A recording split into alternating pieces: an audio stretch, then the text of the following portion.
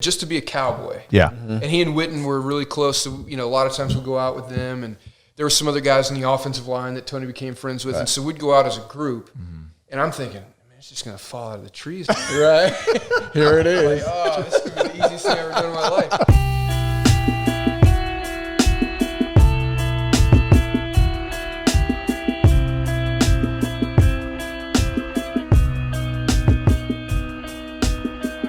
So those of you who are listening right now, you've obviously seen the title of this show, but you may have noticed that there's a much sexier, more educated voice besides Darren and myself. So Ben is not here today, but a good friend of mine and ours, and Tom Brewer is here joining us. And Tom's one of those guys I met Tom, it's 4 or 5 years ago now, when I was still playing with the Cowboys. He's a good friend of Tony, and always Tony who? Tony Romo. Oh, okay. It's one of the, just make sure everybody Tony knows Gonzalez? Tony Casillas? Yeah. See, I wasn't using my pet name for Tony, but But so Tom and I have known each other for a while, but over the last couple of years, our wives, Tom now recently married, we've all kind of gotten together and gotten to know each other. But man, learning more from you over the last 2 years and who you are, the way you think about things, the way you process things, and just who you are as a man. We talk a lot about on this show about really being the best person that you can be and using the gifts that God gave you or you're born with or whatever your perspective is and maximizing that. And Tom is as mentally tough of a person as I've been around. And I think by the end of this podcast, you'll understand why. But Tom, thank you, man, for joining us. This is the fifth in-person guest we've had since March. Since March. Yeah. So second since COVID hit, and man, we are jacked up to have somebody actually someone we can in look person. At, So man, thanks for joining us, and we'll get started here. We always start with the journey because we want to understand how someone got to where they're at, and you've got a tremendous story. Man, you've had some ups and some downs and some battles and some really heartbreaking news, and you've supported some people that just were going through challenging times and really stepped up to the challenge. But let's go back. Let's go back to the very beginning and talk about childhood and what that looked like. Yeah. Well, first of all, let me say thanks for having me. Yeah. I mentioned to Tyler. He had actually put me onto the podcast a while back, and I told you, Darren, when I got here today that I'm actually a big fan now. I was listening every day. Now I try to find another one. You got to butter us up, man. I'm telling you honest, on the drive over, I was listening to the one that you guys recorded recently about being obsessed or being average. Yeah. You touched on a lot of things that I struggle with all the time, and it's fascinating stuff. So I appreciate the kind words. I don't know that I'm as mentally tough as you make me out to be, and a lot of those things you guys were talking about made me think about things in myself, like, I think we all, we all so true, man. want to be better than we are, and I try, but I fall short constantly. Yeah. So I guess to start, I don't know, how specific you want me to be, but I guess. Oh no, yeah. So we're gonna spend the first hour on ages 1 to 5, Okay, perfect. and then second hour. My mom sent me some notes here. Small pictures. So I guess a little bit of background on maybe how I became the way that I became as I've grown older. Is my dad was in Vietnam. He was a Marine, volunteered to go to Vietnam when he was 18. Once he was there, he was a boxer on the Marine Corps team at the same time with Ken Norton. Oh, yeah. So they traveled around the Marine boxing team together. My dad was he a heavyweight? No, my dad was a welterweight. Welterweight, okay. Yeah, so he never fought at the level of Ken Norton, but even that gave me some perspective because I've asked him a lot of questions about that. But that's his mentality is what you would expect a Marine to be, and certainly raised me with a tough love that I think I carry with me now. My mom, on the other hand, was kind of the opposite of that, very loving, supportive. She was a person that had to work a couple of jobs while she went to graduate school to try to get the job that she wanted when we were kids. So it was I'm very lucky that I had two loving parents, and they came from very different perspectives, which I think balanced me out. Right. Right. So I understand the tough love part, but I also understand the compassion and things that my mom did. So that's the way I grew up in a really small town in southern Illinois. So geographically, it's probably people may have heard of Carbondale, Illinois, Southern Illinois University. Yeah. So I grew up about 40 minutes north of that. Okay. An hour east of St. Louis. Okay. So that was the city. We know St. Louis. Yeah, right? Yeah. Another part of it I'm lost, right? So anyway, that was where I grew up, and it was a small town. You know, I loved growing up there, but what was interesting about that life is, and this is kind of going back to that being obsessed or being average, was I was always a pretty decent athlete. Mm-hmm. And, you know, and we were the biggest town around. So, you know, if I was always one of the better players on one of the better teams, and that always allowed me to relax. Right. And looking back, I'm like, if I would have been in an environment where I wasn't very good, Been pushed. would I have worked harder? Would Right. I, you know, but unfortunately, you know, that's a lot of ifs and buts. Yeah. So, you know, I played every sport they would allow me to play in high school, and I was okay at all of them, but not great at any of them. So Did you get recruited at all in any of the sports? baseball was the one I got a little bit of attention in. The problem with that is unless you're a couple top few round draft pick, Right. you're not going to get a lot of money to go to school. So that actually influenced what I did in college, which was I went to a military academy my freshman year. And because I got a scholarship. Was that partly influenced because of your dad's history and his journey, or was it, hey, that's kind of my option right now? Well, I thought maybe he would be proud of me and he might like that, but it wasn't. It was really about money. Okay. Because we didn't have it a lot, so it was either go to a junior college locally, which I didn't want to do, or my ultimate dream, is, believe it or not, was to go to the University of Kansas. I was a huge Jayhawk basketball fan. Like, if I can find a way to get there, and maybe, because I was okay at basketball, but I had these dreams. So this particular scholarship would have allowed me to go to military school for 2 years, and then if I finished top in my class, I could have gone anywhere I wanted to in the country, and they'd have paid for it. So that's what I was like, okay, that's what I'll do. I'll live through this, and then I'll go and go to Kansas after that. So I get there. The first month of military school was essentially boot camp. Yeah. And what I found out when I got there was the way they put this scholarship together was a unique thing, and they wanted it to work. And so what they did was they actually recruited people who were already in the military to do it so they would excel. Right. And I was the only person that wasn't. No experience. So I was, And 18 years old. 17. 17. So I was Okay. young, yeah. Okay. So anyway, it was really the first time I've been away from home, and I'm making every mistake you can make, fucking everything up. Right. Yeah. And of course, part of the military is the whole unit suffers if Yeah. you fail. Yeah. So I'm just, the ass of the group in everything we do. And, so it's humiliating. I hated it. And I just convinced myself I didn't want to be there anymore. Huh. And what was interesting for me, which is that experience was kind of a two-parter for me that was life-changing. One is I had never really failed at anything, and I felt like I failed, and so that really rocked my confidence because I quit. But the other part was how my dad responded to it. So somehow the people that were in charge of this program knew that my dad was in the Marine Corps. They must have done some sort of homework, and so when I told them I didn't want to be a part of the program, they at first tried to convince me to stay, and I kept saying, I don't want to do this, I don't want to do this. So they said, all right, tell you what, you got to call your dad, and you got to tell him. You got to pick up that phone. Yeah. So I call, and at that, and I'm sure most military schools are probably like this in the country, that they know it's hard, so they don't want you calling home anytime soon. Yeah. So the only way I was allowed to call home was if I had accomplished, a bunch of things that you have to do, and it should take a few months. So here I am, 3 weeks in, calling home. My mom answers the phone. She's like, "Oh my gosh, we're so proud of you." And she thinks I've accomplished all these things. So that was, that in and of itself was like, oh. But I said, "Mom, that's not why I'm calling." So then she just yells for my dad. His name's Gary. So she says, "Gary, get on the phone." And he doesn't say a word. He just listens.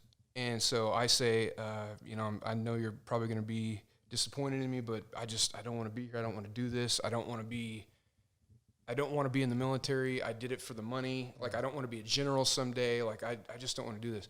My dad still never said a word. And then I played a pretty dirty card, to get out of this. So my mom was offering me, we'll buy you a new car. We'll do it, anything to get me to stay. And what I did was to get out of it is I basically, there was a kid that when I was growing up, the church we went to, he went to West Point.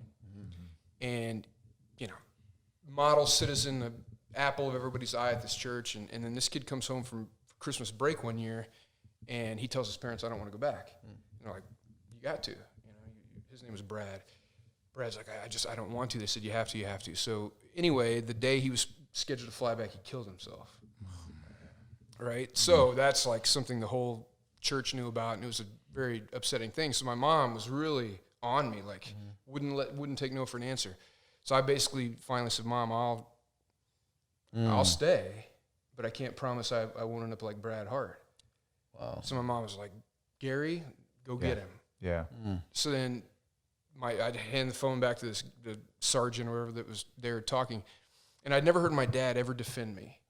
He's never, I knew he loved me, but he was never nice to me, really. He was never told me how proud he was, or whatever. So this guy gets on the phone with my dad, and he's like, you know what? He's an immature brat, and he's running away from a challenge and just really berating me. And I'm probably 5 feet away, and I'm crying, just sobbing. I was so, devastated. And I hear my dad for the first time through the phone. He's like, listen, you've known my son for 3 weeks, 17 days. I've known him for 17 years. Like, he's the brightest. He just goes on and on about how much he loved me and how great of a kid I was. And so I'm just like, oh my gosh, like, I never knew you felt this way. And then he basically, told the guy, like, I'll be there in 5 hours, and if you think you can stop me from taking him home, then, we can meet in the yard and figure it out. And I just never heard him ever defend me like that. So although it was, so the two roads thing I was mentioning was I really lost a lot of confidence, and I wasn't sure who I was because of quitting. But then I had a totally different relationship with my dad after that. You still felt loved. This is probably the first time, and I struggled with this too. I struggled with, and it wasn't anything intentional. I don't think your dad did it, or your mom did it, or my dad did it, or my mom did it. But I was wired very early that I was rewarded for success, right? And everything was based on the results that I produced, right? It was all production based. And it sounds like for the first time you're like, oh my gosh, I'm loved, and I didn't have to perform, right? And I didn't have to earn it. Yep. Like the difference between conditional and unconditional love. Yep. And even when I think I'm disappointing him, Right. I find out how proud he is. Like, I thought that was gonna, like, I didn't think, I knew what he did and how he went to Vietnam by his own choice. And I'm like, I'm quitting this easy thing that I have to put up with this for, a year where it's hard. Yeah. And I was like, there's no way he's going to let me come home. Right. And then for him to, kind of embrace me like that. And then even after, when they picked me up, like, I was a mess for a week, probably cry every day and just wouldn't want to, and my dad would hold me, which he had never, so it was really... It was an emotional time, and it was something you had never seen your dad do. Yeah, never. And that's so awesome. really, it's like it instantly shifted from somebody I kind of resented. And it's like, man, is there anything ever good enough for you? Is like, I'm your son, like, show me a little love here. To like, nah, I'd take a bullet for him. Like, it's like this is my favorite person in the world. Because he was there for me when I was broken. So that was really a pivotal part of my life. But that's what's interesting. Have you guys ever seen or heard of the movie The Butterfly Effect? Yeah. Ashton Kutcher. It's a great movie. It's really, a great movie. Like, you wouldn't think it's that great because the cast and Ashton Kutcher's no Robert De Niro, but he actually did a dang good job. It is really good. And the premise is basically that, I guess in physics, the butterfly effect is that on one side of the world, a butterfly could flap its wings, but the waves that causes in the universe could cause a tsunami on the other side of the world, right? So it's kind of a profound concept. And in the movie, basically, this kid has this one moment in his life that changes everything. And so for me, what I didn't realize was the butterfly effect that moment would have, because so I went to this school in, I guess, August of 1997, which means I would have graduated in May of 2001. And of course, we know what happened September of 2001. So I would have been front lines, deployed in Iraq or Afghanistan. And then Pat Tillman, we saw what happened. Who knows what might have happened.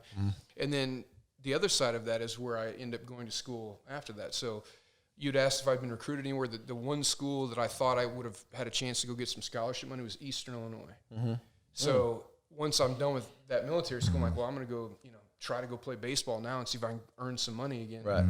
So I went to Eastern Illinois, and that's where I met Tony Romo.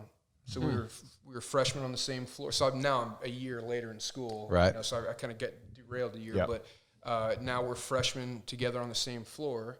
And, that has taken my life in a totally different direction now because of that one moment. So, I don't want to monopolize the conversation, but No, that's we're listening. Here we go. Here we go. Come on, man. So anyway, so I meet Tony as a freshman, and there's some interesting stories there that we can get to those if you want to, but I basically go for 4 years at Eastern Illinois. I get an economics degree as an undergrad. So you didn't play any ball at all. You did it with. So I was such a quitter mentally at the time that, again, I had gotten some pretty good interest from that school. They had fall baseball practice, right? So I go for the first 2 days, and as silly as this is, man, I was just so weak and beaten mentally that the coach, they were nice to me when I got there and made me feel like, okay, I'll have a chance here. But the coach let me know that the guy that was in front of me, we were the same age, and I used to dominate this dude in like the all-star traveling circuit. I'm like, no problem. And he actually had a pretty good year the year before, and he's like, this guy's playing. This is my guy. So I'm like, okay. And then a few days later, I did something, and he really made fun of me and like wouldn't let it go. And I just thought, man, I don't need this shit. Like, he already told me I'm not going to play. I'm not getting any money for this. Like, fuck this. So You've had every excuse. Every excuse, man. It was that's what I'm saying. Like, I wish I would, I'm not that mentally tough, but Yeah, I was you sound like a lot of us, brother. But it's part of the journey, right? It is. And that's 100%. So yeah, I was just a beaten, broken person, and I quit. And still, I know I didn't have what it took to be a professional baseball player. I know that, but it would have been fun to see what I could, just what could I. And by the way, like, I never lifted a weight. Right. I never trained. I never, like I mentioned, I played every sport in every season. So baseball season for me was, what day is first practice? Yeah. And when does it end? Yeah. Right. So it's like I was pretty good without any effort and working at it. And so that's where I wonder. Yeah. And Let me ask you this, though, Tom. Yeah. do you still wonder? I know, how many years ago was that? This was 2000 or 1996, 24 years ago. 24 years ago. And similarly, I think everyone has those experiences where we felt like, man, if I would have just. Yeah. And I was sort of the same way. I played football all my life, but, I played a lot of baseball early on. Yeah. But I quit because I could not hit a damn curveball. Yeah, right, yeah. And I got tired of striking out. Yeah. And I'm supposed to be one of the better athletes, and they're blowing by me. Right. And I finally got to a point where I didn't want to put the work in. I made up every excuse possible. I can't get there. My mom won't take me to practice. Yeah. I don't want to catch the bus over there. The entire reason was I couldn't hit a damn curveball. Yeah, and you were embarrassed. And now I sit back now and go, damn, what if? Yeah, absolutely. What if I would have stuck it out and continued to go? Yep. So go ahead, man. I'm sorry. Well, no. So yeah, and I think it's so interesting because it is such a universal thing, which is why I mentioned that episode I was listening to. It struck a lot of chords with me because I'm like, man, I have a lot of that in my life. And so anyway, I didn't end up playing any sports, but I was stuck in the sports dorm, and that's how I'd met Tony. But anyway, the rest of that college experience for me was I knocked out an economics degree, and then I ended up going to graduate school there and got a graduate assistantship because I was staying to see if I wanted to marry a girl. Right? But that the things we do. Yeah, right? I had no interest in it. I was like, I don't really want to do this, but I got to see where this goes. And the Tom you met 5 years ago, you're like, what? Yeah. You were wanting to marry a girl right. 22? Yeah. She would have had me then. She missed her window, and thank God. But, so anyway, I stuck around, did that, and then right after I finished, so again, kind of that quitter mentality, I go to 2 years of graduate school for economics and wrote the thesis that I had to write, submitted it, and then I moved to Dallas because Tony and I had kind of kept in touch.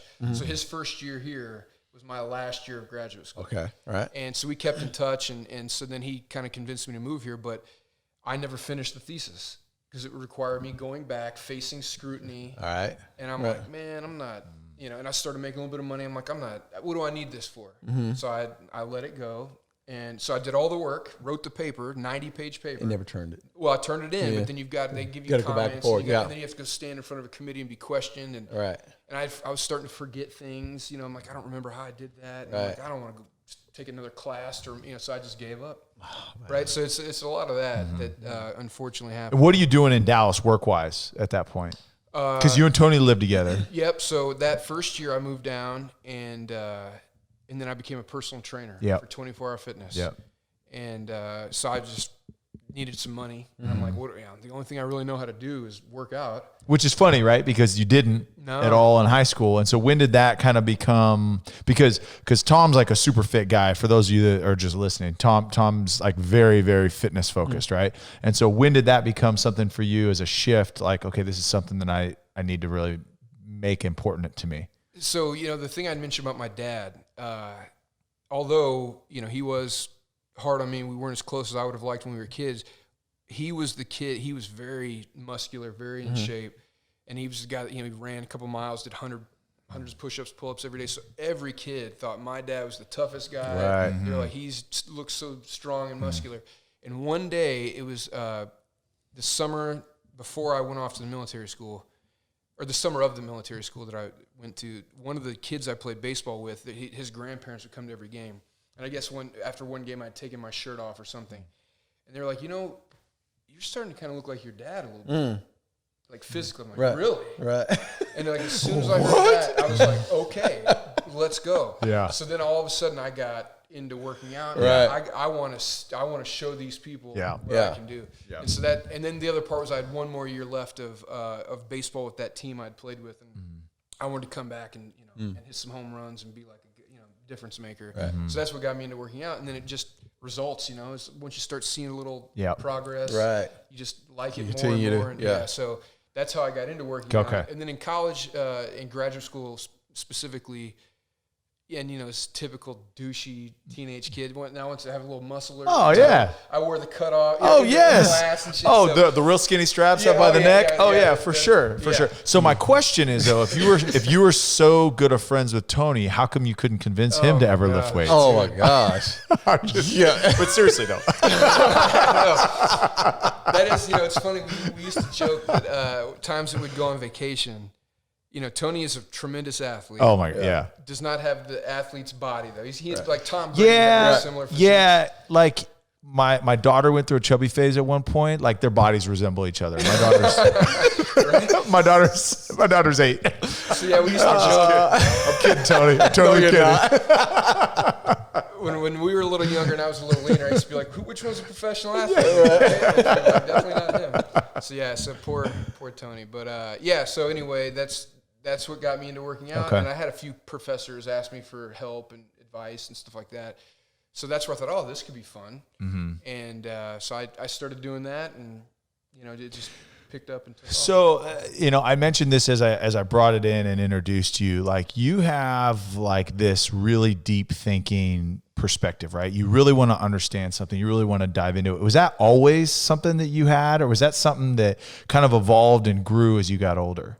I think it evolved. I think when I was young, I all I wanted to be was cool. And, I really don't know what it's like for kids today, but when I was growing up, being the smartest kid in class wasn't cool. Right? So I was the class clown. I'd pick on people. I would, whatever, it was all insecurity, right? But it's whatever I thought I needed to do to be the coolest kid in class. And using my brain wasn't what I thought was going to unlock that for me. So I was always, just with everything in my life, it's like I'll just do the least amount. I need to get a B or an A. All right, I'm not going to study any more than I have to. I'm not going to do. So the curiosity came later, as I realized like it's actually fun knowing things. Yeah. And I want to be good at this, and so let me. It's crazy. When does that happen? Because it happens to everyone, right? Yeah. At some point, you always want to be the coolest dude, and you just want to skate I don't know if it by. happens for everyone though. Like I would argue that. I don't think everyone. I think there's a large percentage of the population that's just okay, just doing. Yeah. Right? True. Not really understanding, not understanding why they're doing it. But I agree. I think a lot of us, that's happened to me because I was the same way. It was like, I just got to know what I got to know, and that's it. Yeah. Like I don't really care. Yeah. So evolved, the deep longing for understanding and that you really do have, right? Because Tom's a guy that and they talked about it at your wedding quite a bit, Tom's not a guy that you can just tell him something and it is what it is. He's got to say, well, okay, well, I'm going to poke some holes in it first. Then I'm going to go do a little research. And then I'm going to come back and I'm actually have an educated conversation with it. And then if you can still convince me, then maybe I'll count it as truth. Familiar. How the hell do y'all? That sounds awfully familiar to the dude who just said all that. Right? That's why we're friends. Yeah, exactly. Hate to be in those damn conversations. So, so that happened, later on in life for you. But like, again, you went through a handful of years in Dallas and then moved, and then talk us through kind of those steps and the transitions and maybe the challenges and the dark times, because some people may think like, okay, hey, you live in Dallas, you live with Tony Romo, like that's got to be awesome. But like, what was that like for you going through that process and figuring out who Tom was and what you wanted to do? Yeah, that was oddly, at first it was really exciting, and I thought this is going to be like the show Entourage. Yeah. Mm-hmm. Right? Like that's what I thought. I'm living. So how old are you guys when Tony got here? He had to be 22? Yeah. You were about 22, 23? Yep. Yeah. So time? we're the same age. Right. I was a year young. Like I was young for my age in school. So once I skipped that year, that put us in the same class, same age. Right. So yeah, I would have been 22, 23. Ooh, in Dallas. Yeah. With the guy. Now at the time, right, he wasn't anybody yet. Yeah. Right. But it was just to be a Cowboy. Yeah. And he and Witten were really close. So, a lot of times we'd go out with them, and there were some other guys in the offensive line that Tony became friends with. And so we'd go out as a group, and I'm thinking, man, it's just going to fall out of the trees. Right. Here it is. Like, oh, this is going to be the easiest thing I've ever done in my life. And then lo and behold, I quickly learned they don't care about you. Right. And I literally, dude, I had a girl one time. It's probably, to this day, one of the hottest girls I've ever seen. And we're out after a game. It was a Sunday night. There were a couple hot spots. Yeah. You were probably always a good, upstanding Christian man. You wouldn't go do those things. I don't even know what you're talking about. I didn't know they had a nightlife around here. Wait, Dallas doesn't shut down at 6 p.m.? Yeah. But this place, matter of fact, and this might jog some memories. I can't remember the name of it, but they used to play like softcore porn on all the TVs and the thing. In the club? Yeah, in the club. And it was a hot spot, man, like Sunday nights. And anyway, Well, it was Concrete Cowboy for a while when I was playing, but that's a lot later. Yeah. Huh. This was on this is close to SMU, I think, like the Max Henderson area. Okay. But anyway, so we're out there one night, and one of the most beautiful women I've ever seen comes walking down the stairs, and I hit Tony. I'm like, look at that girl, dude. He's like, yeah, man. And she had a friend with her, and he actually, he thought the friend was better looking. I'm like, you can have her. I want this one. So I'm trying to work up the nerve to talk to her. And all of a sudden, she comes up and approaches me. And she starts talking and, like really flirting with me. Wow, okay. Yeah.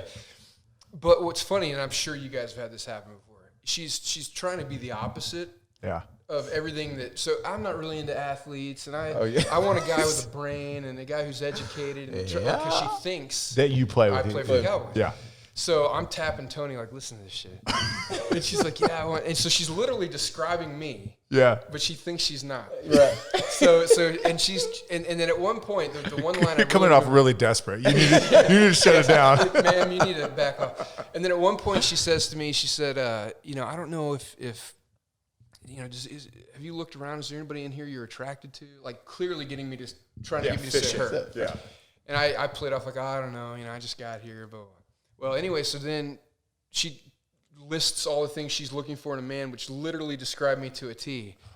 And then Tony chimes in, well, I mean, that's Tom. He has, he said, I have a master's degree, I'm this and that. And then she goes, you have all that and you play for the Cowboys? I'm like, I don't play for the Cowboys. It's like the record gone. Who said I played for the Cowboys? Yeah, and all of a sudden, instantly turns her back. As if we never talked before. So then I tap her and I'm like, all right, and what about you? Anybody in here you're attracted to? She's like, listen, I don't know if you're trying to hit on me or what, but I want you to stop. No. Wow. After literally like throwing it at me for 20 minutes and then flips it just like that because I wasn't a player. So that's a long way of getting to, I thought my life would be like just, and it's. So Tony left with her then. I'm going to live with both of them, like at least. No, but so, anyway, so in a weird way, it was fun, but it wasn't what I expected it to be, right? It wasn't this crazy lifestyle where it all rained down on me, too. I was just kind of a passenger and got to observe. Yeah. But, it was really cool and fun. We got to go a lot of places, do fun things. I was there for Jessica Simpson. Yeah. She basically lived with us, in that house for a while. Some stuff. We won't get into all those stories, but man. But all he was a judge in the Miss Universe pageant that Trump hosted. I went down there with him for that, and so a lot of really cool things, but it wasn't fulfilling. Yeah, right. Because I'm like, I'm not the star of the show, and how fun is it to watch everybody else get what you want and you don't have it? Yeah. So that's where there was kind of an identity thing where it's like I need to go out and kind of carve my own path. Yeah. So when did you start to figure that out? I mean, was there one specific moment that you felt like, look, I can't, I got to have my own life.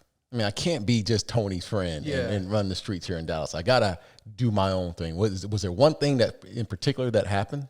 Yeah, I think, I can't remember the exact scenario, but I remember somebody, all I was in this circle, in this group, is I was just Tony's boy.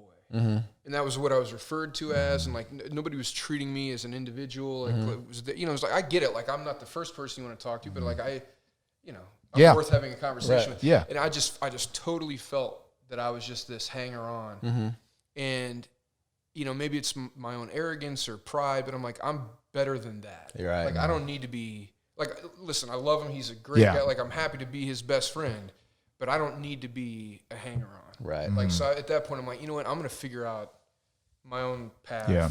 And if we get to stay on this path together, great. But if not, that's okay too, because I've got to figure out what makes me special. That's right. Yeah. And so that led me to move to so I was doing the personal training route, and I was doing pretty well, so I was getting small promotions.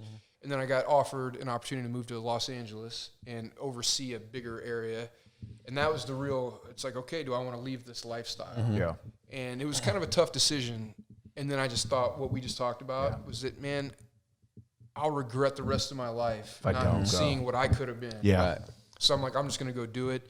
And went out there and had a lot of success and went really well. And then they actually approached me and asked me to move back here and take over a larger part of Dallas, which was exciting. So absolutely, this is where I want to be anyway. So I came back, did that. That went well, so they moved me back to LA again. And then this is where kind of another crisis of conscience hit me, where what I realized was I was putting all my eggs now in the professional basket. So I would date, but it was only surface level because I was laser focused on my goal was really to become the CEO. I'm like, I want to see, and what's funny, and I don't know if you guys have ever felt this way, especially athletically, I'm sure you've been this way as you've gone up the levels where you're like, these people aren't any better than me. That's right. Oh. Yeah. Like, they're a little bit bigger, they're a little further along, but like you're not. Well, in every sector too, right? In athletics, you're like, okay, he's good, but like nothing great, right? Like because you watch him on TV and you see him on the news or you hear about him, right? Like they become legendary, and then you're like, he's just a guy too. We talk about it all the time. He's just a dude. Yeah. He's just a dude. And then I made the transition from football to business, and it's the same thing. Exactly. Like you get into the industry and you're in real estate, and I'll just speak real estate, and you're like, that guy's a top producer in Dallas.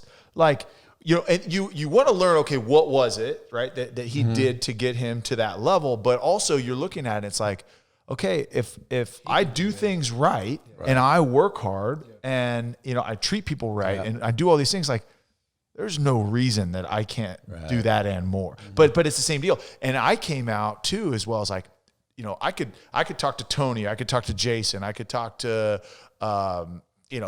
Julius Peppers, I could talk to Urlacher. It doesn't matter because they're guys, right? Yeah. But then I came out and now if you're a CEO, I'm like super nervous because you're way smarter than me. Yes. Like I don't even deserve to be on. But the funny thing is I learned fairly early on, it's like, these guys think the same thing about athletes. And you've just got to realize that people are people. Like no one is innately better than anyone else, right? Have they reached a level of success? Yeah, maybe. But like by no means is anyone above anyone else. And I mean, you know this from Tony. You know all Tony's flaws. Like Tony's a great guy, but like people think of Tony, oh my gosh, like, he was the America's team's quarterback and now he's this like wizard on CBS, right? Like that's Tony Romo. Like he's a beyond reproach. Like this, he's untouchable. Tony's just a guy too. Everybody is. Yeah. He's just a guy with all the same issues that we deal with. Yep. I mean, maybe different scales and different, but like it's all the same stuff. And so, and that's one thing that like, I think that I've learned, at least professionally, that's helped me is because it's like,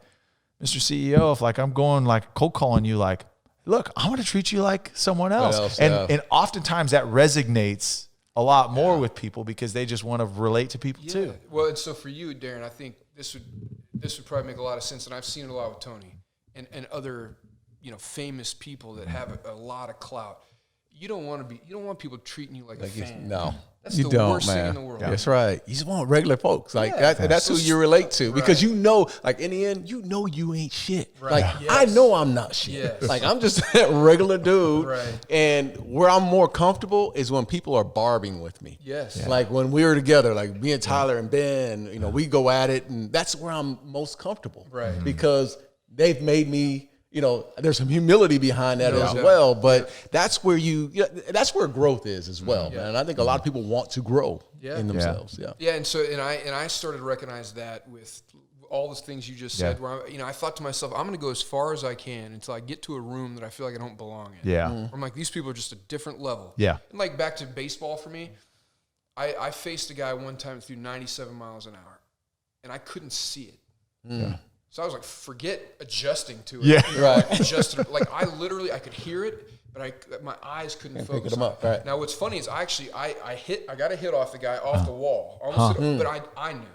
Yeah. But this is a different level. Yeah. Like and the guy and then the kid that hit behind me was like sitting on that shit, just bam, just ripping wait, it like pulling it foul. Right. Yeah. Wow. Now he didn't get the hit. Right. I got a hit, but the pitch hit my back. Right. It wasn't me hitting it. But it taught me like I don't belong here, right? Yeah.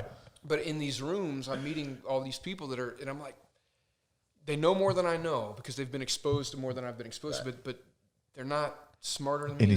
Yeah. So I kept telling myself, I'm just going to keep going until I get to this point. But again, I was starting to feel lonely. And it was, there was a cost in my personal life.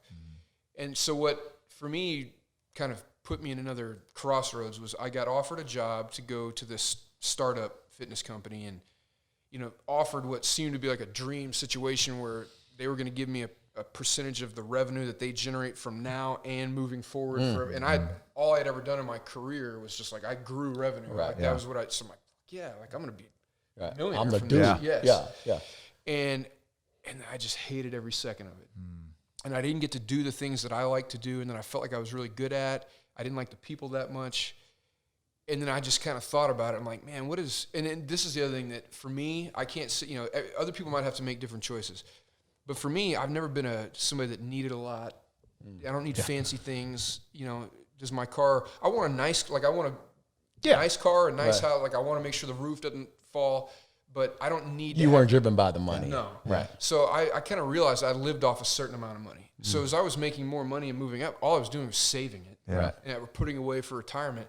So it was all monopoly money to me. And so then I got to a point where I'm like, man, I can keep going after this money and hating waking up in the morning. But then I thought to myself, who on their deathbed is like, thank God I have $10 million in the bank. Right. Right. And I'm like, I don't want to do this anymore. It's kind of like that military school moment. I'm like, so I just decided that moment, I'm like, I'm going to go and quit. I'm moving back to Dallas.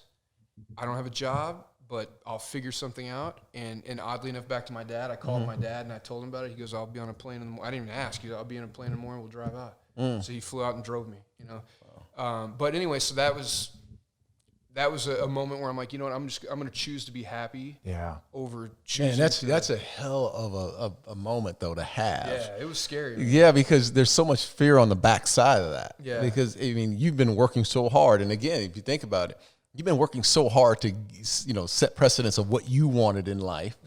Then all of a sudden you have a moment and you say, this is not making me happy. And then you don't know what your decision you just made. What's coming? Yeah. What's happening in the future. So that's got to be that had to be tough for you to go through that situation. It was. Sorry. Before you answer it, I want to at least lead into that question. But what was that feeling leading up to that decision? Right, that what you were living on a daily basis. Versus, you went through the fear, but you made that decision. What did it feel like after it? So, I don't mean to keep referencing that episode I told you I was listening to today, but it's funny you guys touched on so many things. that I had a passion for what I was doing before I went to this startup company. Like I would in the shower in the morning, I'm thinking about my day and like, all right, here's how I want to attack today, and how do I get better? And it was always on my mind, but in a good way. It wasn't pressure. It was like I loved figuring it out, and a lot of my job was to teach and coach, and I loved watching people learn and get better. So for me, it was like a joy to go to work. At this other job, I'd never felt that before. I'm just like, oh. And it was like I was a hard worker at the other place. I would grind, but it didn't feel like a grind. It was fun. Yeah. You know, so I'd be cranking it out all day, and I'd actually go home energized. You know, and with this one, it was like the moment I woke up, it was just like I don't want to. Oh my God, I don't want to go to work. And I wasn't the best version of myself that way, so I was kind of, I felt like I was stealing their money. Yeah, right. You know, it was just a lot of that kind of stuff, and then once, but you know, so this is another thing that I think is interesting that I hope other people go through and experience in their life. And again, I think because of the success you guys have achieved, I'm confident you've felt this way in your life. It's like at some point when you achieve enough, there's a real belief that develops in yourself where like, I know I can do this. Right. Right. So like you might have a coaching change or you might go to a different team, but you're like, it's fucking football. It's going to be I know fun. how to play football. Right. And so for me, I felt that level of confidence. Like I don't have something lined up, but I'll be fine. Right. Like I know what I can do. Yeah. And so that was it wasn't as scary as it should have been because maybe it was a false sense of confidence, but I just believed it's like I know I'm good at this. Yeah. And I will wherever I may have to start a notch or two lower, but it won't be long before I'm right back to where I was. Is what I thought. Yeah. I just think of that drive with your dad back from LA Yeah. is having a sense of freedom. Yeah. Like, you know, I don't have that weight, that burden on my Yes. shoulder of waking up every day and trying to trick myself into, you know, functioning and producing and doing what I'm supposed to do. Like, I can just imagine that level. Cause I've been through that before too, where it's like, I'm really doing something I hate, but like, or at a place I hate and it's miserable. And you're just like, you know what? I don't know exactly how it's going to end up, but you know what? Better than this. It's better than knowing what the result of that other one is. Exactly. And also, it speaks to the confidence and how, there was a time where you had to sharpen your skills at what you were doing, right? Yeah. And maybe you sharpened them as time went on, but you built a self-confidence up to say, you know what, I can start all over again. Yep. You know, and that's one of the things that, in life, we go through certain things, but we don't take advantage of really sharpening our skills. There's times where, and I've been in there where I'm just in a spot and I'm like, okay, but I'm not taking advantage of what's right in front of me. Yes. Because it may not be here. The reason why I'm sharpening them is maybe for the next episode. Yeah. Well, and it's to that episode that you keep referencing, right? Be excellent or be average, right? Or be obsessed or be average. I mean, it may not take any more time. It's just the actual like wherewithal to say, I'm here now. Like if you're a trainer, right? As opposed, I've got an hour between clients, right? Either I'm going to work out physically and work on something new, or I'm going to do some research on a new technique or new recovery or new movement or new stretch or soft tissue work, something, sit right? on Instagram. Yeah, not sit on Instagram or like go get something to eat and sit. Like it's like, okay, it's not going to affect my day, but while I'm here, I'm going to sharpen that tool. Right. And that what you guys are talking about also kind of makes me think of even what people go through today. Not as much athletically, but even like in the entertainment business, right? The bands that we grew up with, no matter what kind of music, whether it be hip hop, rock, whatever, you didn't put one song out and become famous. Right. Yeah. It took you years of being on the corner, rapping for your friends or playing in dive bars, and you started to learn how to get the crowd to respond. You learned what worked, what didn't. So then by the time you got to the stage, you were already a finished product. That's right. It was just the matter of opportunity. But people today want to get there right now. Well, it's the American Idol value. culture, Yeah, right? dude. it's like we're going to plug in Scotty McCreery to be this country. And then we're shocked they don't survive. We're shocked that they're not very good in front of a live audience, at 16 years old and they've never done it before, right? And so that's like, I don't know how you instill that in people because maybe it's a parenting thing. It's like, look, you don't take shortcuts. Like it's not fun to do the grind, but that grind pays off, right? Yeah. And even like as silly as it sounds with working out, the way I would explain it to my clients, the way I look at it is every day is a baby step forward or a baby step backwards.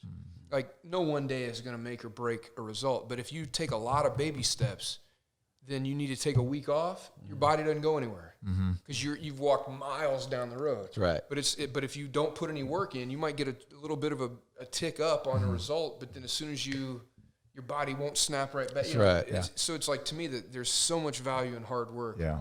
And unfortunately, people try to bypass well, it. and I get it. Like nobody wants to do the grind, but it's so important, right? That's right. And so for me, that mentality paid off in a major way. So then the irony is I come back to Dallas. I just happened to go out one night. I stayed at Tony's house looking for an apartment. And he's like, hey, I got to go to a dinner tonight. You want to come with me? I'm like, yeah, why not? I got nothing else to do. And at that dinner, I meet a guy named Andy Beal, who owns Beal Bank. Beal Bank, yeah. So, like $10 billion. So if for those of you that are not in Dallas and don't know who Andy Beal is, Andy Beal started out as a real estate developer, but then he's also a rocket scientist and started Beal Bank. And, again, is one of the most intelligent businessmen and most successful businessmen in Dallas.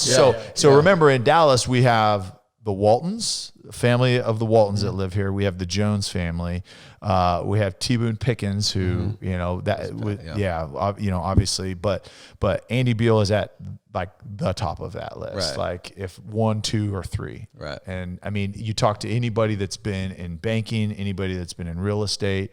Like the respect for Andy Beal is all time. So sorry, I haven't heard this story. I know obviously you guys are really close, and I know but I want to hear how this whole thing started. So we're at the party, and see, all this stuff ties in, which is to me beautiful. Yeah. Right? That's what I love about life, is so many little lessons you can learn along the way end up converging. So all the stuff we talked about, probably because I spent time around a lot of celebrities with Tony, that I'm not intimidated. Right. Because I was around CEOs, I'm not intimidated. So here comes Andy Beal walking in the room, and the whole room stops. Yeah. But to me, it's like I've been around a million guys like this in my mind, right? So I'm just having a conversation. And probably because I'm a normal person that isn't afraid to disagree with him or we're talking, and this is kind of another little cool thing about life to me that I'll get into before I finish the story. So sorry if I go. No, we're the worst at that. So that's all good. You guys have seen the movie Hoosiers, right? Yes. So one of my favorite life. Oh, hold on. So you've seen a basketball movie. I've seen the basketball movie, but haven't seen Butterfly Effect. Butterflies. That's what I want to watch, something with butterflies. So Hoosiers is obviously a great movie for a lot of reasons, but my favorite part of the movie Hoosiers is there's the player Jimmy, who the whole town, they want him to play. And he's not going to play for anybody. Right.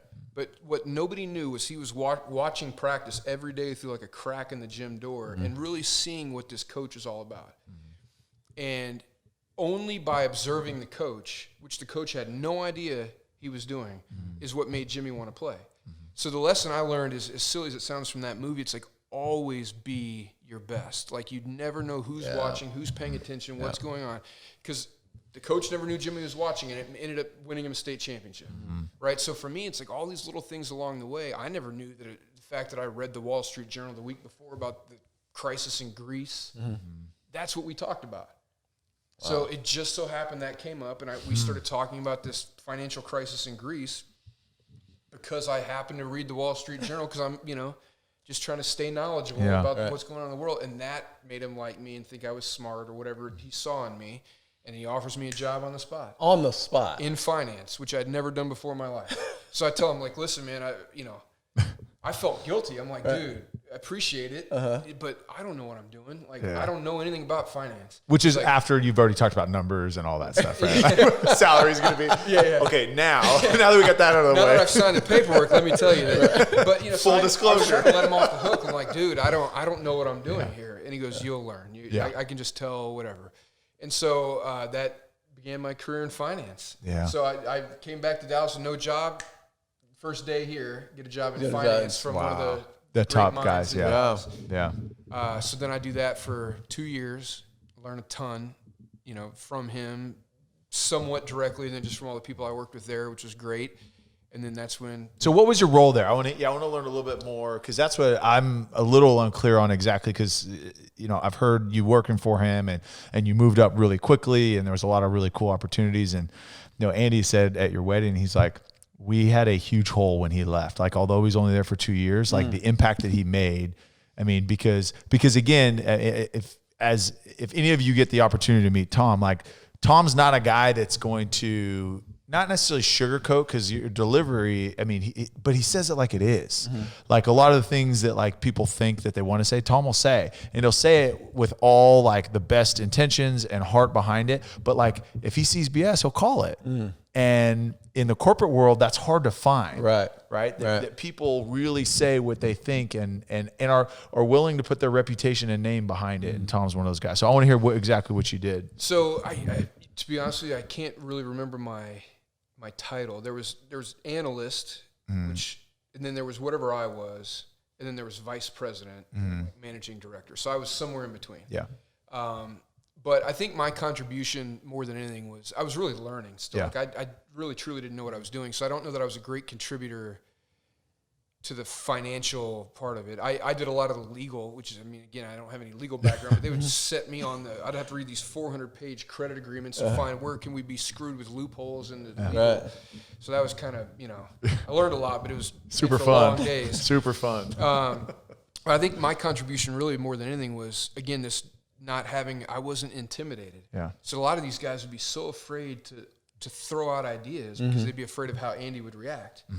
And I knew him outside of that. I'm like, this is the coolest, most laid back guy. Like it's okay if he says no, he's not mad at you. Right. So I would be the one like, try it. Yeah. And they'd be like, no, he doesn't like that. I'm like, you don't know, you haven't asked him. Yeah. So I was pitching ideas that were very off the beaten path, and like he would never do that. I'm like, well, let him tell me that. Right. Yeah. So that was a lot of what I would do, and then just my management background, just some things I saw within the office that I thought, this could help. Yeah. Yeah, because there were me and a lot of other young people that were hired there that were just learning. I'm like, teach us. Yeah. Like I'll do whatever you want me to do. Like I want to learn, but after I work a full day, it's hard to go home and read for 5 hours. Right. And I'd rather have practical knowledge. Yeah. So little things like that where I'd kind of try to organize little meetings to learn and things like that. But.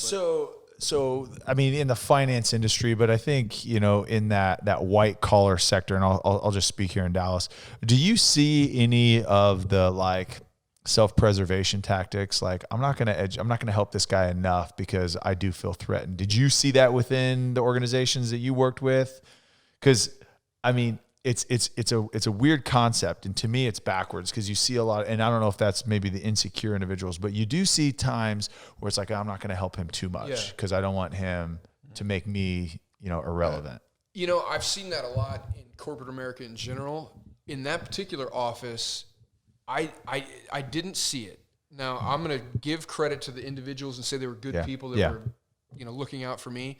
There's also a chance that they knew I had a personal relationship with Andy, and they didn't want to, sabotaging me might hurt them. Yeah. Right. So, so I didn't see any of that. Everybody was great to me, but it could have been self-preservation in that way. I don't know. But yeah, man, it was a really cool experience. And then what took me where I am now, career I'm in now, was one night I get a call from Tony. He was debating whether or not to retire. This is after he hurt his back the last time. Right. Yeah, 2016. Dak had already, taken over. Tony had given the speech, kind of giving over the reins to Dak. And now he knew the writing was on the wall in Dallas. He's like, I don't want to spend my last few years on the bench. So he's like, I'm either going to go somewhere or not, or I'm going to retire. So, we spent a couple of weeks where he asked me to come and do it with him. We watched tape on every team in the league, and he was really dissecting, kind of back to that Jimmy moment, though. It's like he didn't know he was going to be a broadcaster, but that's taught him so much about everybody's scheme in the NFL that for him it's like second. That's how you can predict all this stuff. Right. He studied all these guys.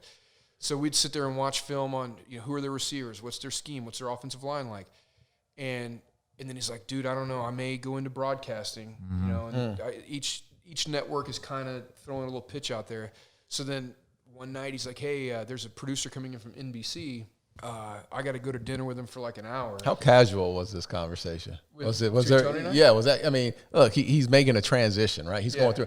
Was there any excitement in his voice to say, "Hey, or was it normal Tony, as we know Tony? Like, yeah, I got this dinner tonight with." The dinner thing is very laid back. Right. Yeah, I think the decision was hard for him because he knew it was going to be like, I got to go one way or the other with it. But he's so laid back that he's just like, for him, it was more, hey, do you want to go out after? Right. She's like, come with me.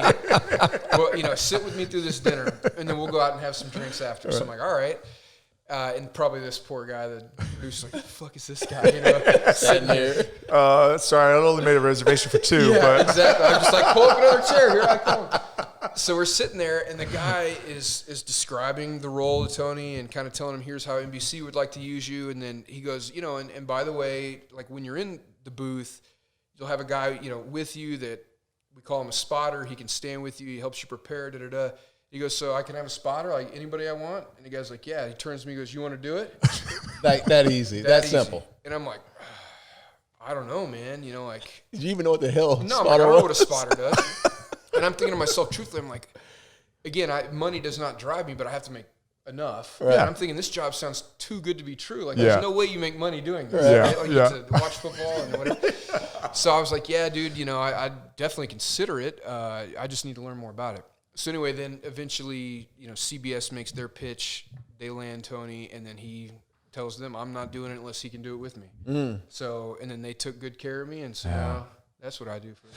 So okay, so this is something that we haven't talked about, you and I. Obviously a little bit about like the role and stuff like that. But let's take the listeners inside the booth, because people hear Jim Nantz and Tony, and they just think, okay, hey, it's 2 guys, they're just up there and they're just talking football. Like they're that good and they're that natural. Talk about the whole production that is a football,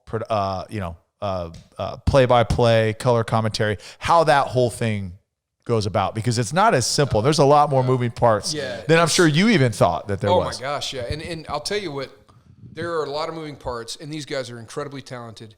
The thing that I'm most impressed by that I never knew is these guys, in their headset, there are 6 or 7 people talking all the time. Yeah. And I get to hear that too, because I have, I have a line of communication to Tony, but I don't know how they can keep, so they might be in the middle of a thought. Mm-hmm. So we'll take Nantz, for example. He'll be in the middle of a thought, and then you'll hear the producer say, you got to get to that 60 minutes card, Jimmy. And then 5, 4, and count it. And Jim's making a perfectly succinct point with a count going in his ear. And don't forget this, got to tag it with this at the end. So there's all this stuff. And these guys are so, like, I would shut down and be like, stop. On air, one at a time. And oddly enough, Tony has even more than that, because and I think all the major networks have this. Like, they'll have people in the truck. When you see these really well-produced highlight packages with the circle spinning around the guy, and then you see the path and the speed. Yeah. Somebody put that together in the truck. And that person might be in the middle of a play saying, Tony, if they run the ball here, we're going to go to this package. But now he's got to comment on what just happened with this guy telling him this, like kind of updating him on what's coming. Yeah. And somehow he can get through that. That was the hardest thing for me at ESPN and that's not even close to what they're doing. Yeah. But to have someone in your ear and they're telling you, they're counting you down. You got 10 seconds, and hey, you got to rap. You got to rap. And you're like, I'm in the. I don't know how many times I was like, pop my earbuds. I'm gonna get my damn point across, But it is, man. It's hard to juggle that at the same time. Give me.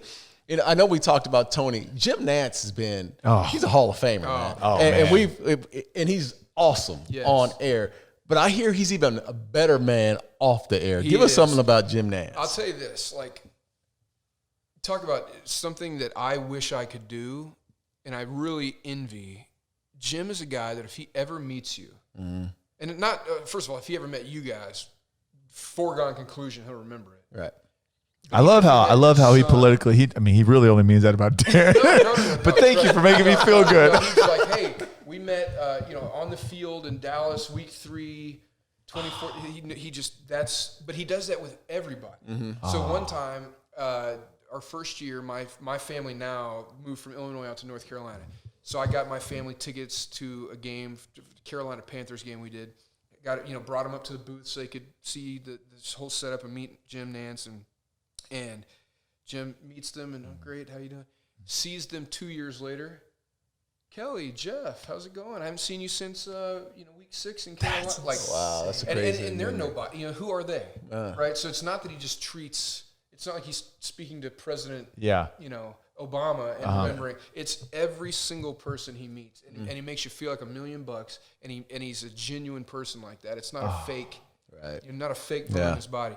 So he's great. And then what sometimes frustrates me for how broadcasters are ranked is I think it has a lot to do with were you lucky enough to get a magical moment on your watch? Like, so in my case, probably my favorite broadcaster or my favorite play-by-play guy of all time is Vern Lundqvist. Yeah.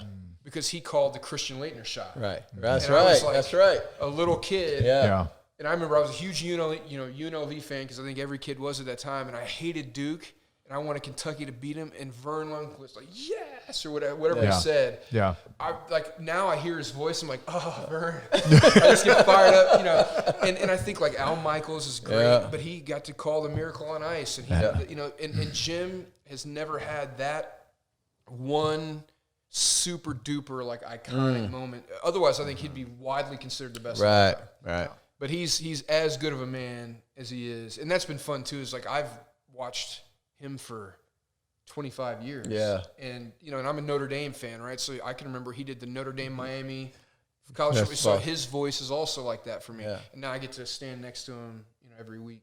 So talk to us about it, and it's kind of chaotic in the booth, right? Yeah, so a lot going on, like you said. The producers are in their ears. They got all these packages they got to go through.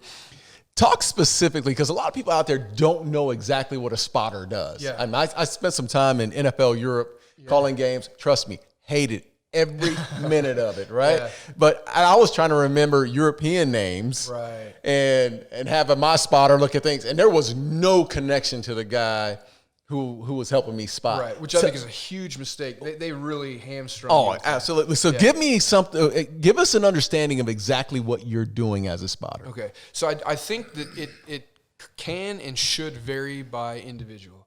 So in Tony's case, he has such a mind for the game that I view my role as take everything off his plate so that all he has to do is watch film and be able to just react to what happens on game day. So I prepare the board for him, even with pronunciations written in, all the stats. So I'm a numbers guy, right? Like I like the economics and finance stuff. I enjoy digging into the minutia of like. I'll give you an example of one that was really fun for me. It was the Super Bowl 2 years ago, Rams, Patriots. Yep. The Rams are the best offense in the league, and the Patriots have Tom Brady. So you're kind of thinking this is going to be an offensive shootout. But as I dug into the numbers, I'm like, no, it's not, because they had Wade Phillips on one side, Bill Belichick, and I'm like, when these teams face offenses of this caliber, these teams don't score. Right. So that's the kind of stuff I'll do for Tony is like dig through numbers and be like, hey, by the way, this team. Well, a good example is the Cowboys. I mean, it's kind of obvious right now, but if you look at their numbers last year, things have totally transformed. Like I think they ran the ball; they were number one in the league in run percentage of rush, and now they're last. Right. Yeah. You see the Patriots where they were, very low in the league rushing. Now they're the number one team in the league rushing. It's little trends like that I might feed him. I'll do, I'll just make sure that all of the stuff that anybody could do, truthfully, anybody could do that. Yeah. I get that done. And I'm like, you just go watch film. You make sure that you've got, your mind on it, whatever you need it on. So when does your board start? When do you start putting your board together? Okay, so the game this past week is Sunday. Yeah. When is your board? When do you start putting together your board?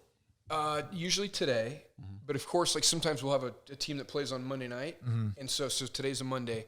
So if we have a team that might be playing on a Monday night, I wait because of an injury. Right. So then today what I'll do is I put together the coaching staff histories for each team because that helps Tony's. Like, oh, that's a Jim Johnson disciple, so I know this guy's going to run this kind of. Right. Yeah. So that kind of stuff, like give him the history of each coach, each coaching tree and staff. So I definitely do that on Mondays because that's not going to change. Coach is going to blow out their ACL or whatever. Right. Then once the lineups are essentially set and I know who's injured, who isn't, then Tuesday I'll put together. Now something else that I did that helped me tremendously, I do it all on Excel. So I know a lot of guys write it by hand. So it's like every week's a whole new adventure. I do it on Excel. So once we do a team once, it's just that number out, So Save the file, come back to it. Yeah. And I just take it to a printer and have it done professionally. But so that saves a lot of time. So I do that, and usually by Wednesday, I take it and get it printed, and then I deliver it to him. So when he's watching film, And now we're doing conference calls, so for coaches and players, so he'll have that at his disposal, so he can make notes on what he sees. And then, now, are you involved in any of the pregame interviews? Like, are you there listening, or do you get? Yeah, okay. I take notes. Okay. Just in case he misses something, he can call and be like, "Hey, what did he say about this?" So I'm just typing away. Okay. And I've asked the occasional question, but I try to know my role. Yeah. Belichick and trying to hear from. Oh yeah. He would chair if I ever spoke up in a meeting. Just stare at you. Yeah. Take a sip of orange juice. So I wait until I'm like, this to me is the elephant in the room. Yeah. So the only time I think I've asked a question, and I was like, this is one I think is a good one, and nobody's asked it yet, was a couple years ago we did the Saints, and I think Breeze was injured, so they were going to have to go to Teddy Bridgewater. Yeah. They used Taysom Hill as like a punt return. Yeah. And so I asked, nobody else had asked him, like, are you going to change the way you play Taysom Hill? Because he might have to go into quarterback. Mm-hmm. And he's like, that's a great question. I'm like, Yeah. Sean Payton. Sean's so friendly. Oh, yes. Cool Yeah. anyway, but that was the one time I'm like, because I felt like it had to be asked because it could affect the game plan. Yeah. But other than that, I just keep my mouth shut and tight. Oh, man. So in the game, though, right, like it's always impressed me with broadcasters is like their ability to like, okay, as they're watching the game, to be able to call out the name, because there's no way you can memorize a roster, right? And then see, and like, is that what you're doing? Is you're feeding things? Okay, hey, this just happened. I'm feeding you this. Or, I mean, how are they getting that information like so fast and in real time? But then are you dropping, okay, hey, here's a note. You got to talk about this is what just happened to them, because their ability to pull information from previous weeks, but then also see it in real time and put it all together that fast. Like, how does that come about? So for the play-by-play guy, they typically have their own spotter, and then they have a statistic. A stats guy. Yeah. So that's how they're like, it's a 49-yard punt. It's like, well, how, that's fast. Yeah. Like, there's so many, just all they do is watch that. And they hand a card, like, this is the third time in history this is ever, Yeah. So there's so many. Now, in Jim's case, he's got that encyclopedic mind. Yeah. Half the time, the stats guy hands him cards and he's like, I already knew that. Right. Get out of here with that. That's crazy. But You know who I am. exactly, right? But really his spotter's job is to make sure that the ball carrier and the tackler are always properly identified. Yeah. Because especially if they go into a pile. So that guy's got binoculars and he's really watching the ball. My job is Tony's kind of watching the field to see like what coverage was that. Did they bring an extra guy in the box? Like, why did that run get stuffed there or whatever? So I typically watch things that I know he's not looking for, which is why I was saying to you, it's like if you don't have a guy that you can have that relationship with, with, I got this, you got that, or you can look at him. Like Tony can give me a look, and I know what he's thinking. Like he might look at me like, and I'm like, oh, and then I'll dig in through it because we talked about it earlier, and I knew that he wanted to know that note that we talked. So anyway, my job is really to watch behind the play. Typically, like if a ball gets tipped or quarterback gets hit as he threw, who did it? Who did he beat to do it? Stuff like that. Got it. And that, the game that really, and everyone that watches football and has watched Tony, and look, first of all, he's progressed so fast. And it was, he totally, you saw the progression in his first year. Each game, he started to get more comfortable and more comfortable. Then it just became, oh, that's Tony. Yeah. Right. That's Tony calling games. But last year, I think it was last year, no, 2 years ago. 2 years ago, the Patriots game.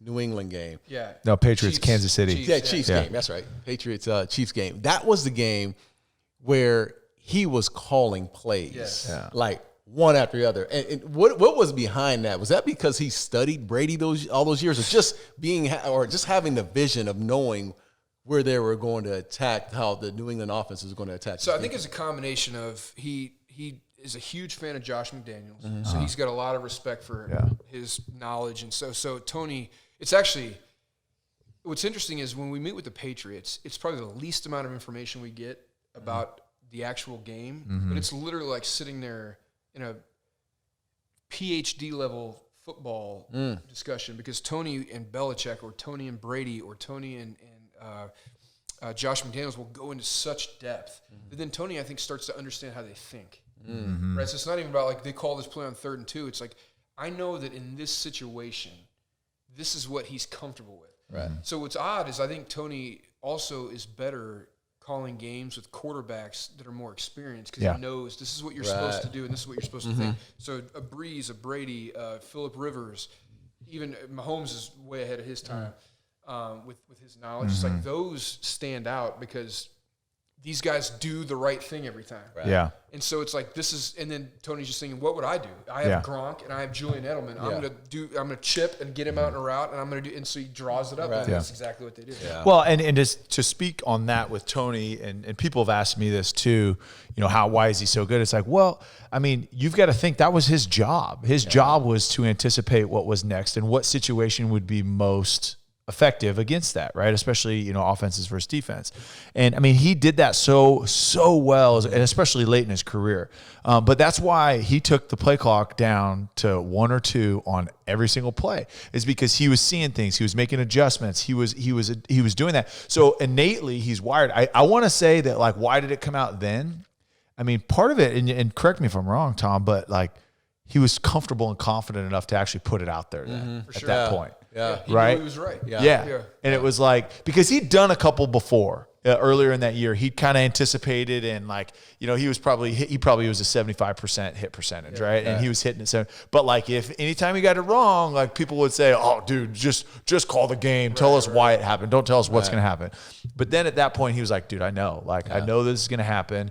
And I mean, but that's how he always is, right? If you ever watch a game with Tony, like every Thursday night at Nick and Sam's, or we're playing, like, oh, here's what they're going to do. This is this and this. And he's constantly thinking about that. And so to him, I do think part of that is a natural ability that Tony just has, that he developed over his football career. But you know what? I think that started early, because I was the old veteran. I think I was in my 11th year when Tony came in the league, 11th or 12th year. And I remember he and Witten coming in, but the quarterback situation was in shambles with the team. And he was running. How he made the team, I have no idea. I mean, because they had 3 guys that they were they wanted to get a look from. But you remember what it was? Quincy got popped. He got popped, exactly. Just pure luck. Yeah. It's true. I forgot bad about luck that. for Quincy, but for Tony, pure luck. But he came in, and he would, at practice as a scout team quarterback, he was doing things like he would hold on to the ball, run around a little bit, skate here and there, and he'd throw the ball and make a big play. And I was always that veteran on the defense side of the ball. Said, there's no fucking way that you're going to be able to hold the ball for 5 seconds. You ain't going to just scramble around. Strahan will have your ass on the ground, blah, blah, blah, blah.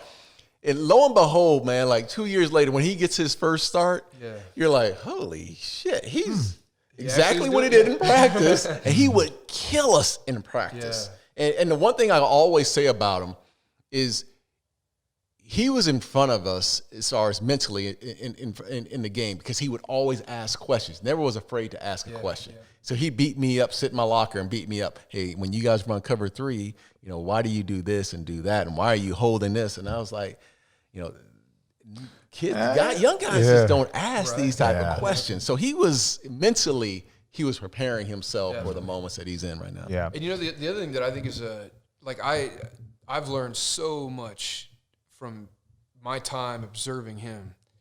And one of the things that I've learned that I try to carry with me, but I may not do it at the same level he does, but he knows his own weaknesses.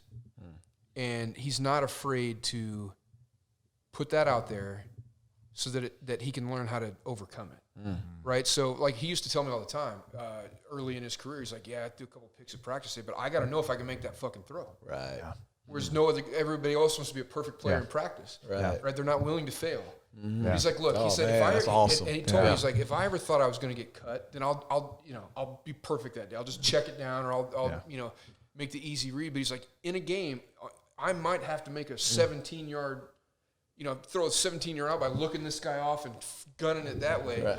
I got to know I can do it. Now, who would be willing to do that, right? And he's been like that his whole life, right? And so there's so much that I wish people knew more about, like that his story is better than people think. Yeah.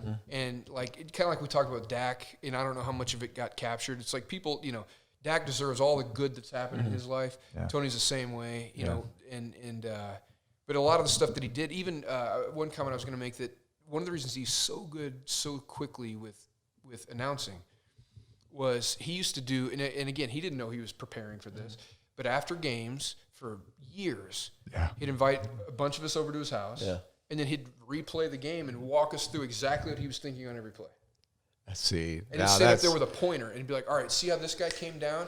I know if he comes down, he can't get to that route. Right. All I have to do is if I can get him to take one step this way, I can throw that and he cannot get to it. Right. So he'd explain that. And he'd say, okay, this right here. And then one of us would ask, well, what you said cover 2, what is that? Yeah. And he learned how to explain that to him more. Yeah. You know, it's like he trained for that job for 10 years. There'd be like 10, 12, 15 people there sitting around in his living room watching TV, breaking the game down right after the game. And that's crazy because after the game, I don't know about you, but after the game, I want to last thing 48 I want hours. to do, hey, let me go get a drink of beer and sit my ass down and not watch football. I think, and you could say this better than anyone, but like Tony has an obsessive personality on certain things. I mean, kind of like golf for him, right? Like, it's really hard to have a conversation with Tony and golf not somehow get into the conversation. He might even get behind you and like, all right, get your hands off me. Just tell me how to do it. Not too close, too close. You don't need to hold me tight while you do it. That better be your putter. Exactly.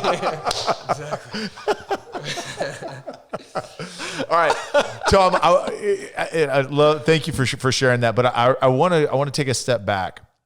In a probably the most beautiful yet challenging period of your life when you met Benish. Yeah. And I want to talk through that story because I think, you know, whatever you're comfortable sharing through that process, man, but how the strength that you had through that time and, man, the service mentality that you had to serve her and her family. I want you to talk through kind of how you met, and then but talk us through the years following. Okay, so what Tyler's talking about is my now wife Benish. I'd met her in 2014, so it was I'd gone to LA and come back for like a year and a half, 2 years, and just met her on a dating site of all things, and but at that time I was so obsessed with my career that I was like, yeah, you're pretty, I like you, I'll date you, but for me it was very surface level.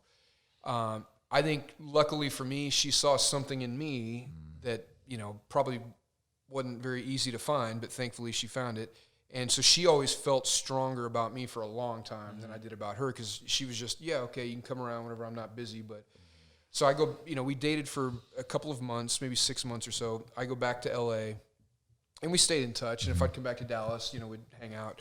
But I was not in that mindset. I was doing my thing. And then when I came back, though, everything for me mentally, like it just was like, okay, now it's about me carving out a life and being happy. So we reconnected, and I was taking things more seriously, but wasn't where I needed to be a real dedicated boyfriend at the time. But things were getting more serious, and so she has a daughter from a previous marriage, and so I eventually met her, and very sweet girl, and we'd hang out occasionally as a group, and then she asked me to move in. So that was a tough one, because I'm like, okay, now if I do that, I'm breaking up with two people if this doesn't work out, right? So I was really hesitant. And it took me a long time to... How long were you single, though? I mean, were you single from high school, basically college, all the way through? Yeah, so that one girl I dated for like a year and a half in college and stayed for... And then the first week in graduate school, by the way, first week, I see some dude picking her up. I'm like, we're dating. Right. So I'm like, I stayed for this shit? First week. So, yeah, anyway. Oh, that didn't work man, out. ruthless, man. They're ruthless. Yeah, they really are. So it was that long. So how many years is that? So I would have been probably 22. Years of being single. Oh, so years being single, man, 16? 16 years. 17? And I took advantage. Yeah, go ahead. You know what I'm saying? You know what I'm saying? No, but I was like, I was in the right mentality at that time. Certainly not the right mentality for where I want to be in life now. But so I eventually agree that, all right, I'll give it a try. We'll move in. But I wasn't really all in, and she could sense that. And so we'd have talks about it. And I was very much on the fence. But I knew I cared about her, but I didn't know if I'd ever, I've actually kind of been opposed to marriage. And I would argue that very vigorously, that I thought it was outdated, and it's just a legal agreement, and it's usually bad for men. Right. So what are we doing here? And I'd made that clear to her, but she still stuck around for some reason. And then one day, I think what you're alluding to is she calls me just sobbing. I'm like, what's the matter? And she reveals that she was diagnosed with cancer. And I'd always kind of wondered, oddly enough, in my life, I was like, if I was ever confronted with something like that, how would I handle it? Because if I'm not stuck with this person, would I just be like, that's your, I wouldn't say it in that way, but I'd be like, okay, like, let me get out of here before things get ugly. But as soon as she said that, just something switched in me where I'm like, I got to protect this girl. Like, I'm not letting her go anywhere. Like, whatever it takes to make sure she gets through this. And at that moment, like, I fully committed to her.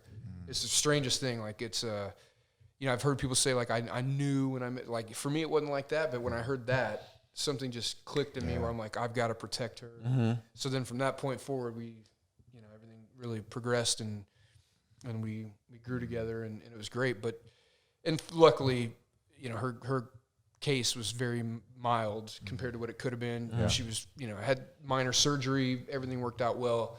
But I'm actually really glad it happened. I said it at the wedding, like it's probably the best moment of my life because it forced me kind of another fork in the road moment. It forced me to make a choice. You're right. And luckily the choice, it was subconscious. It wasn't like, well, what should I do? It was just like, no. Yeah. Doing right. this. Man, and that's crazy because you're talking about your journey and much like a lot of other people, your journey has been like, well, there's been a fork in the road and you're like, oh, I'm done. I'm quitting. Yeah. I'm moving on. Yeah. And in one of the toughest times in your life, when you had the option of going the opposite way, you ran through the fire. Yeah.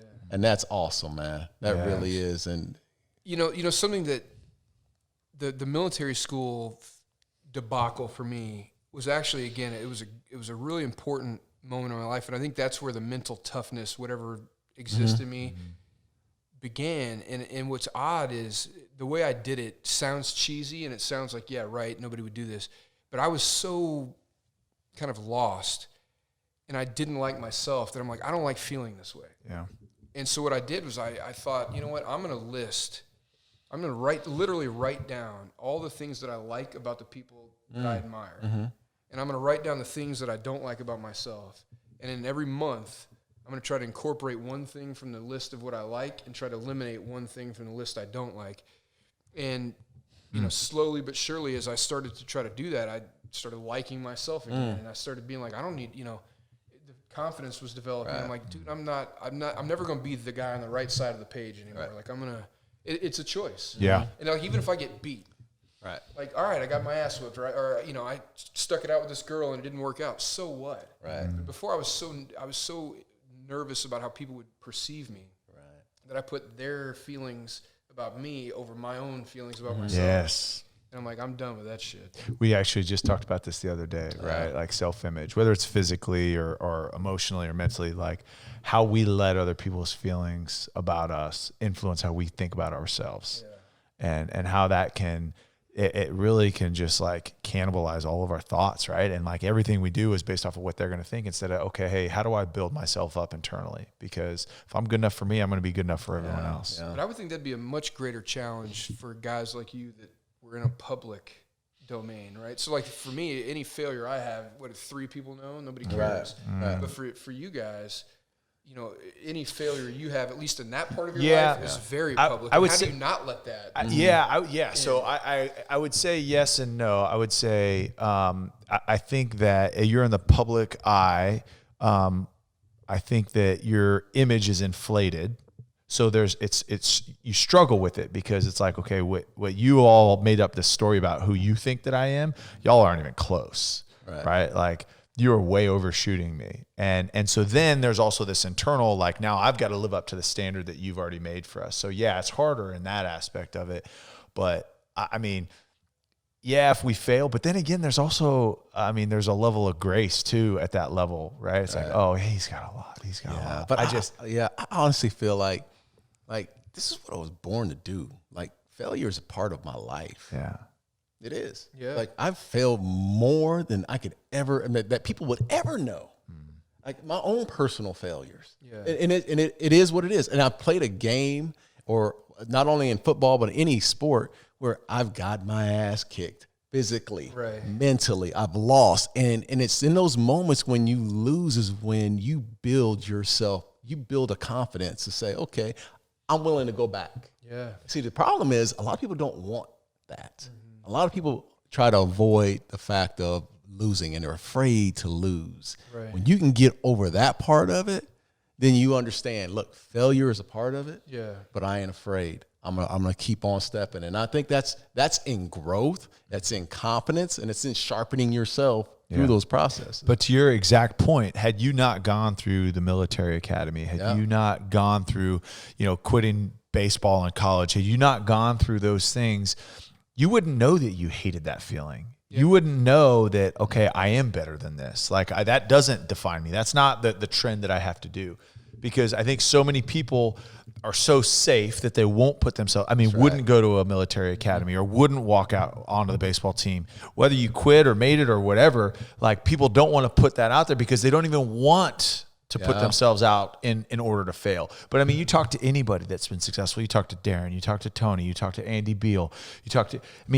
the failures are what makes the success story. Yeah, and if you don't take a risk, there's no possibility. There's no way to progress. There's no way to build, and there's no way to grow. And there's a commencement speech. I don't know if y'all have heard. I think it's Dr. Rick Renzi, and he talks about rock bottom is actually a good place to start building a foundation for whatever it is you're trying to accomplish. Right. And so the failures are good. Like, those are things, because otherwise you wouldn't know, okay, hey, the military academy is not for me. Or, hey, I know that I'm not going to cut it short. I'm not going to have that regret 20 years down the road. I'm going to see this all the way through. Imagine if you'd walked away when you got that call. Think about the regret, right, that you would have had 10, 15 years from now. Had you not committed to Benish and said, I'm in, I'm fighting. I'm not taking off. I'm fighting for this. But had you not gone through those experiences in life, who knows the decision that you would have made? If it would have all been easy. And those are all good points. What I struggle with, though, is, do I need to be the person that learns from my own mistakes, or can I learn from others? Right. So even the folks that are listening to what you guys are putting out there, it's like, you're getting great information. Why do you need to learn for yourself that you're going to regret quitting, or that you're going to, so I try to, like, what you're saying is a good way once you've made a mistake, or once you've, it's like, how to react from it. But it's like, I hope that I can learn from your story or yours, and be like, I don't have to go down that road. To avoid those potholes. Well, and that's the idea of mentorship, and we've talked about that too. Is that's what mentors are there for. That's what the Andy Beals were for you. And I've had number of people that have invested time into sharing with me, but that's what that's for. But I think, to your point, the failures are when you get there and it does happen, because it's inevitable that something will, because you can't be prepared for everything, right?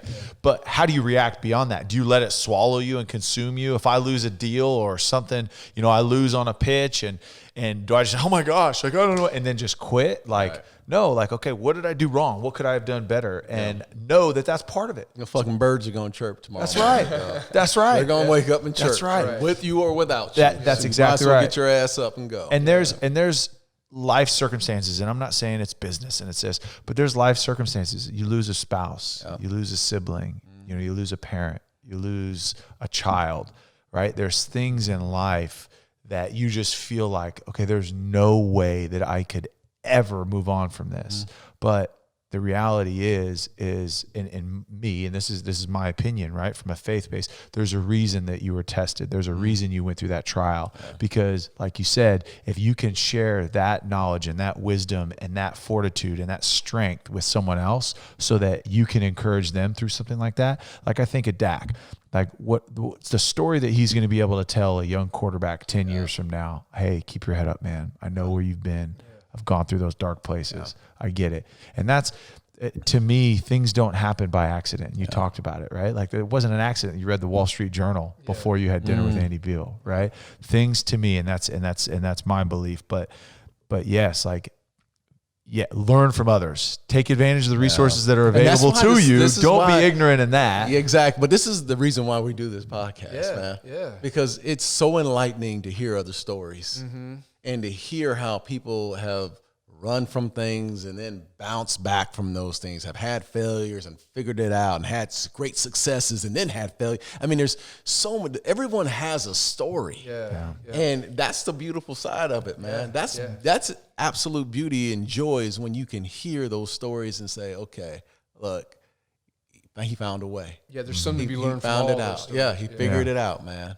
I mean, because when would you have ever thought that, you know, you're you're getting your master's in business at Eastern Illinois, that you would be sitting next to Jim Nantz as a spotter? No way. Right? Yeah, the twists and turns of life. You have no idea, right? Yep. And all of those things that you went through led up to where you're at, so that you could be the best at what you are doing at that point, and be the best Tom, be the best husband, be the best father.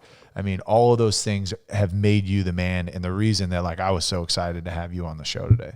Yeah. Yeah, man. That's awesome. So, You going to ask that final question? You yeah. You going to do the bend? I'm going to butcher it. Yeah. I'm going to butcher it. Okay. All right. So you may have listened to this if you listened to a couple episodes, but one of the questions our co-host Ben always likes to ask is, if you could go back to any point in your life and tell yourself one thing, not necessarily change anything, but tell yourself one thing, where would you go and what would you say? Wow. Any one moment. Any one moment. Man, that's really difficult. All right, I think I know what it is. And I don't know that truthfully, I don't know that I would have wanted to do this. Okay? Because I'm actually really, really, really happy with the way my life has turned out. But I would have, the very first time I really ever quit anything, allowed quitting to enter my mind as an option. So I was a quarterback in high school, and we'd played a long summer of traveling baseball. And we went right from, like, losing this really important game in a tournament. The next morning was like 6:30 a.m., 2-a-day practice. And I was like, I don't want to do this. Like, I need a break. But so I quit. That's the first time I'd ever quit anything ever in my life. And it just quitting became one of the options on the page. And so I think if I could go back and just say, fucking stick it out, dude. Yeah. It's a shitty week. Yeah. You're going to catch up on sleep, this weekend. You'll be fine. Yeah. I missed it the instant, and I came right back the next year and played. But it was like but the worst part was that it became an option, right? And, like, one thing, I don't. No, it's that's great. awesome, man. But like, one of the things my dad shared with me about boxing that I think is super important, because from everything I've heard, he never lost in his time in the Marines. So I asked him, like, why didn't you become pro? And he's like, because to me it was fun. But I wasn't willing to kill or die for it. Right? He goes, these guys that are world-class fighters, it's all they have. Dude, that's it. Yeah. And you have to be willing to kill or die for it. And he goes, like, and what's interesting is you can tell what's going on in the world by who's good, like, where the best fighters are coming from. Like, cities in the U.S. Yeah. Like, in the early 80s, Detroit. Yeah. Yeah. All the best fighters coming from Detroit. Had nothing else. This is St. it. Louis It's the only way now is out. producing fighters. Right. Yeah. Russia, the Southeastern Asian countries. So it's like wherever life is really, really rough, it's like, this is all I have. It's life or death. Yeah. But quitting is not an option for these guys at any point. And so that's where I think I'd tell a younger version of myself, just quitting's not an option. Whatever awesome. that is, figure it out. That's great. Yeah. Well Thank said, you, guys. man. No, It's been thank a you. while. This is fun, You've man. been awesome, Tom. And, man, I tell you what, your story, man, your journey is just, it's one to really listen to. And I got a 19-year-old, and I always bring up my son Jaden in here. There's so many kids that need to hear these stories.